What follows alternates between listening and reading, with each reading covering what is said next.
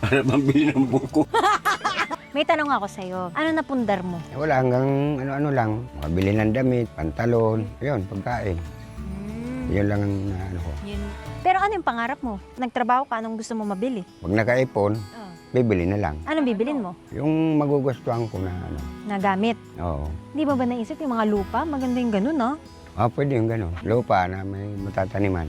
Parang ganito, di ba? Oo. Yung mga tataniman mo. Bilangin nga natin magkano na yung pera natin. 20, 30, 40. Kuya, tulungan mo ako. Magkano na to? 45. Ano mabibili natin dito?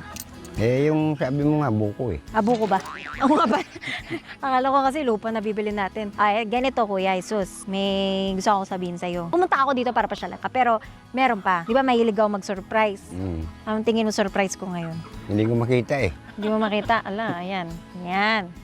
Gusto mo malaman ko anong surprise ko sa'yo? Ano yun? Meron akong nabiling baboy at manok. Saan may lalagay?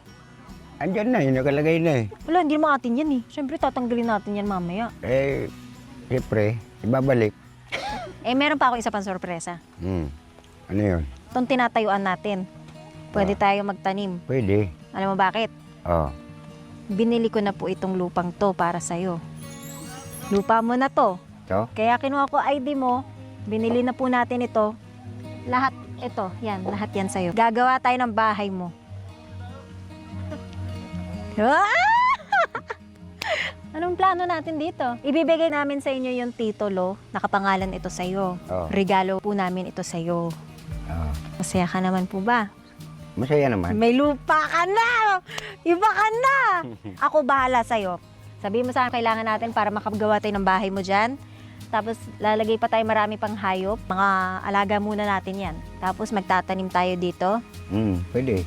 Oh, ano pang gusto mong gawin? Di mo ba nagigets, kuya? Sa'yo na Wala yan. na. Ito? Oo. Sa'yo yan. Maraming salamat. Saan tayo magtatayo ng bahay? Doon, sa may gilid ng kalsada. Doon ang bahay mo. Oo. Pero kukuha tayo ng mga tutulong sa'yo, hindi pwedeng ikaw nang gagawa. Oo.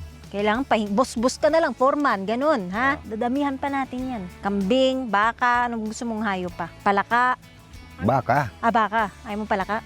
Ayaw ko. Tapos pag nag-asawa ka, tira mo na dito. Oo. Pag nagkaanak ka, saan mo titira? Dito rin. Masaya ka naman. Oo. Mula sa mga kapatid mo, 5 to 10 minutes lang. Malapit lang siya. Galing sa amin. Doon. May kuryente, lahat na. Bukas linisin na natin yan. Oo. Bayad na yan ha, wala kang utang. May kwarto kaya ako dyan? Siyempre, mayroon ka rin dyan. Aba, alam mo na bang gagawin yung plano natin? Mag-ipon ng pambili ng mga kahoy. Ako nga magbabayad. Wala kang ipunin. Ako na lahat. Lilinisin mo na lang. Linis, tapos sabihin mo lang sa akin lahat po. Wala kang kailangang gastusin, wala kang kailangang ipunin, kuya. Basta buo mo na lang yung bahay mo. Ayos yun.